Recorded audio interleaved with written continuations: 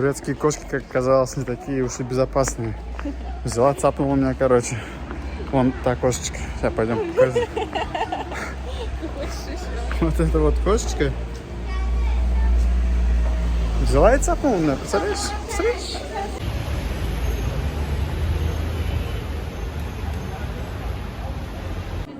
Опять зашли в книжный с Ренатой. Я не знаю, каждый раз с какой надеждой она заходит сюда, потому что тут все равно нет книжек на русском. Она каждый раз заходит и заходит, заходит и заходит. Почему? Понятно. Рената, наверное. Почему каждый раз заходит в книжную? Я надеюсь, что здесь будут русские книжки. Наивная.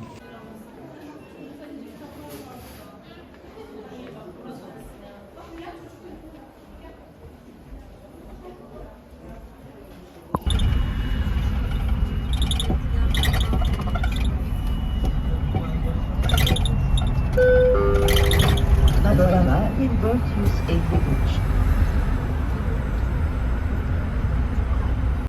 Я никуда в квадр не берешь. Ты же будешь потом ныть. Красивая. Ты вообще обещала обработать, что я Ладно, наложим маску. Ну блин, мне так, потому что, короче, ладно. Можешь палочку свою увеличить. Поделиться мыслями хочется про местный стиль вождения. То есть здесь есть ощущение такое, что правил дорожного движения нет. То есть ты ездишь так, как ты чувствуешь, короче. И отсюда же еще одно интересное наблюдение, что люди в целом здесь менее агрессивные, будто бы Менее тревожно.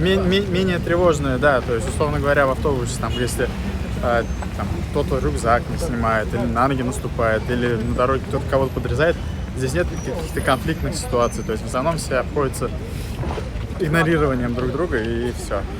Это очень интересное наблюдение. Вот, у нас бы, например, прямо на улице вышли бы драться за то, что кто-то подрезал. А что за кстати, авария? Ну да, была одна ситуация прикольная. Чувак на большой дороге, типа на трассе какой-то, многополосный, подрезал другого. И тот, кого подрезали, догнал его, начал ему сигналить и резкий поворот в его сторону сделал. У них произошло соприкосновение, то есть столкновение, но тем не менее они не остановились. Один, конечно, хотел остановиться, кого ударили, а другой просто уехал, и все.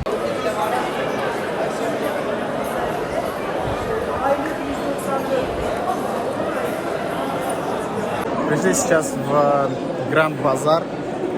Очень непонятная хрень. Почему сразу в ней? Нет, но в целом это пока что непонятно, что это, куда идти, чего идти.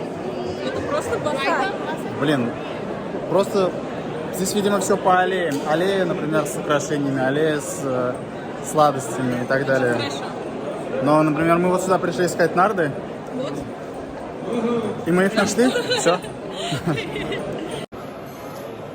Будем сейчас выбирать нарды из того, что здесь есть. Вот.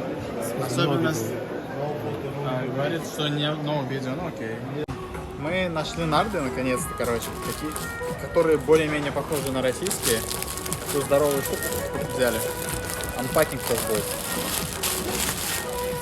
Это на ютубе, как правило, вирусится. Такие вот нарды. Вот. Добавим таинственности. Здесь в комплекте не идут эти штуки, их надо было, ну, нам в подарок дали, ну, типа в подарок. Просто мы не торговались, поэтому, наверное, в подарок. Вот. Мы из Гранд Базара приехали в Кадыкёй и пошли к тому продавцу, у которого мы уже были. Думали, мы цену перепутали. Мы думали, у него нарды, которые на Гранд Базаре стоят 3000, думали, у него 1000 лир стоит. В итоге также стоит. Ладно. Зато погуляли еще раз по Кадыкёй. Купили нарды в итоге за 580 лир. Вот, это где-то 1500 рублей. Как мне кажется, прикольные. Вот, с таким рисунком. Вот. Что я хотел сказать?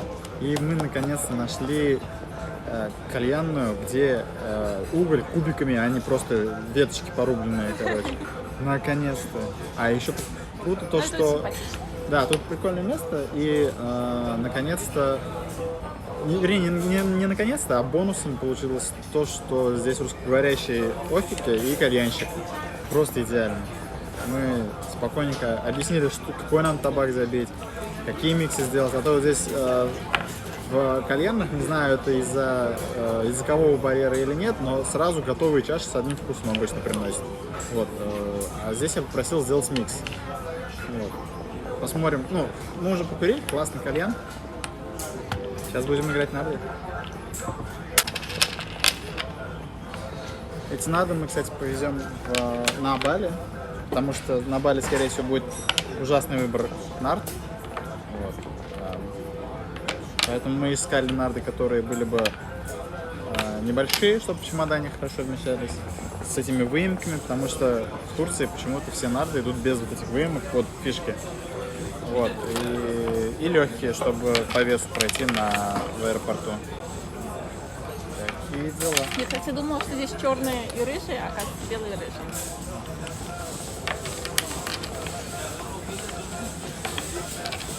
А еще я боялась, что они не будут сочетаться, потому что они отдельно же были. Но эти красненькие сочетаются с красными элементами. Все красивенько и с деревом. О, для нам, выемки. кстати, дали экстра Запасной кость. кубик. В подарок. Пусть будет. Пусть будет. Ну что, начнем? Я даю тебе фору. Будет интересно ходить в кальянные со своими нартами.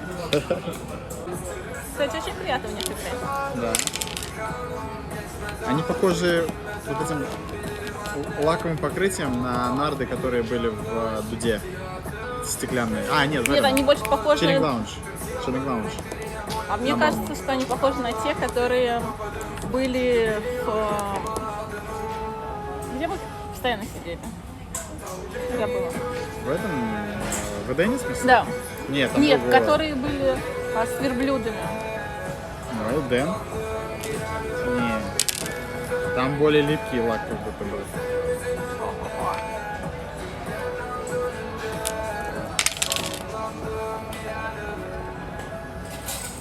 Кстати, Эден топ кальянная Казань.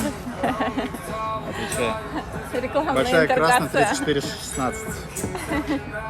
Да. Тагир, если ты будешь смотреть там, когда приедем в Казань за рекламную интеграцию. Немного очень интересной информации еще хотелось бы добавить.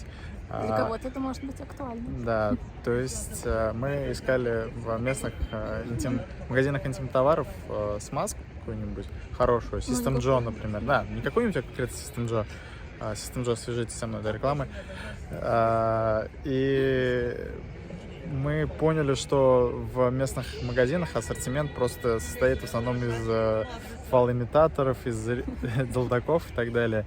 Вот. Это всегда какой-то оплот пошлости, там просто стоят повсюду, да. Ты заходишь, и тебе просто неловко, что ты туда попал. Это всегда какая-нибудь улочка темненькая, ты поднимаешься по каким-то секретным лестницам, иногда надо даже позвонить, чтобы туда попасть. Да. В общем, такое. Как будто бы местным туркам стыдно пользоваться как бы полезными для секса вещами. Непонятно. Давай, ты же говорила, что я тебя не снимаю. Что ты хочешь? Расскажи что-нибудь.